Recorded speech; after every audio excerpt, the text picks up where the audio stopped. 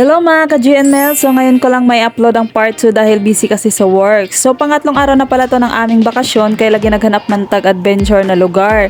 So for this video, pumunta kami ng Hagakak Rock Formation at dito lang yan sa Dinagat Island.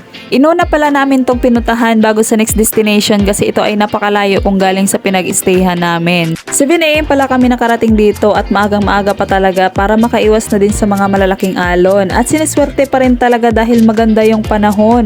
So hapsayra kaayo jud ang among lagwa-lagwa diri. At para ma-exercise na rin sa kabuntagon, naglakad-lakad muna kami dito ug ato jud ni suruyon og libuton para makita nato unsay nakagana diri sa Hagakak Rock Formation. So makikita nyo dito, grabe kalinaw jud ang dagat diring dapita. So ato na pagasugdan paglibot kining Hagakak Rock Formation. Ma-amaze ka talaga sa mga bato dito.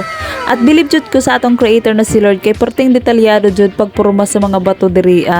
At dapat magdahan-dahan ka pala sa pag-akyat dito kasi napakatulis na mga bato. Isang pagkatalisod mo lang ay nako, paksian jud ng imong panit. So umakyat lang ako dito para magpa-picture lang. O pak, parang nasa ibang bansa lang no. Dito lang yan sa Dinagat. Kanais gajud diri mag-picture-picture lalo na sa mga prenup. Puhon mobalik jud ko diri ba. Bitaw kanais gajud i-background kini ng mga views. So lumipat na naman ako dito na area. So syempre mag-picture gajud ta diri kay bagang kagana gajud sa background. O pak, sino ka dyan?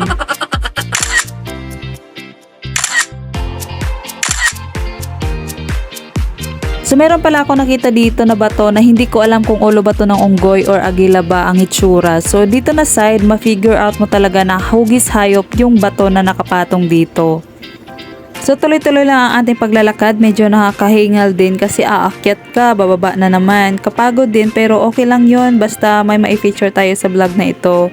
Tirik na tirik pa naman yung araw kaya hinimasimas ko yung likod ko kasi napakainit na. Hanggang sa makarating kami dito, parang may tubod na rin na tubig kaya nagatuyo man. Parang may naiipon ba na tubig sa taas kaya tumutulo yung tubig dito. So nagpa-picture na pod ko diri Kay lagigi kapoy naman ko sakasaka sa mga bato, si My Loves na lang akong gipamodel diri Kamay na lang makita pod siya sa kini na video.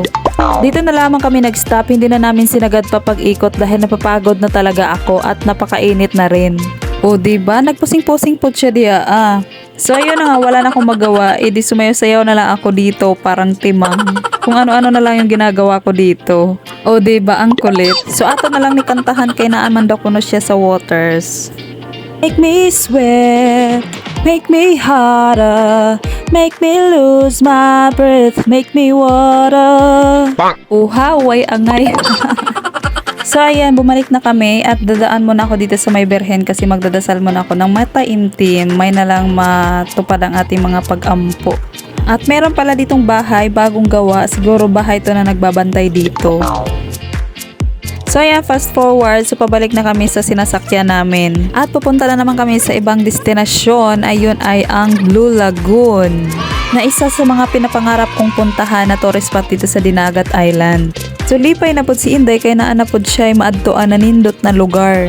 Kanais talaga mag-island hopping no, basta maganda yung panahon. Marami kang matatanaw ng mga magagandang mga views. So fast forward na po tayo. So andito na po kami sa isla at tinatali pa ni My Loves yung pump boat para hindi matangay ng dagat. So pagdating nyo dito, ito yung kaagad yung makikita nyo sa harap. May mga cottages din sila dito. Marami kasing naliligo at pumupunta dito ng mga tao galing sa iba't ibang lugar. Finally, nakarating na rin kami at natatanaw ko na yung Blue Lagoon nila dito sa gilid. Ay, sa harap pala. Dating namin dito ay nagpa-picture kaagad ako dito sa kanilang welcome to Blue Lagoon. So bago ka makaligo dito sa Blue Lagoon nila at maka-overviewing dito sa taas ay magbabayad ka muna ng 20 or 30 pesos ba yun? Nakalimutan ko na basta hindi yun aabot ng 50 pesos ang entrance fee nila. So aakyat na naman tayo dito sa napakalisod na daanan kay lagi puro man mga bato ang imong sakon. So ingat-ingat lang talaga sa pag-akyat dahil napakatulis ang mga bato na dadaanan mo dito. Matod pa sa babala ay paghinay intawon, ibig sabihin ay magdahan-dahan ka lang daw. At ako'y nahihirapan na naman sa kalisod sa pag-akyat kining matirik na daanan. Makarating lang sa taas at makita ang napakagandang Blue Lagoon nila dito sa Dinagat Island. So ito na nga, nakarating na kami dito sa taas at nako, mapapawaw ka talaga sa mga view makikita mo dito, sobra. Sulit talaga yung pagod at hirap mo sa pag-akyat. O diba, nagsilpi-silpi na dayon si Inday ninyo kay kagana sa gadod sa background. After namin sa taas ay lumipat kami dito banda sa baba kasi medyo mas malapit at maganda dito tingnan ang Blue Lagoon. Kaya naman nagpicture-picture muna kami dito.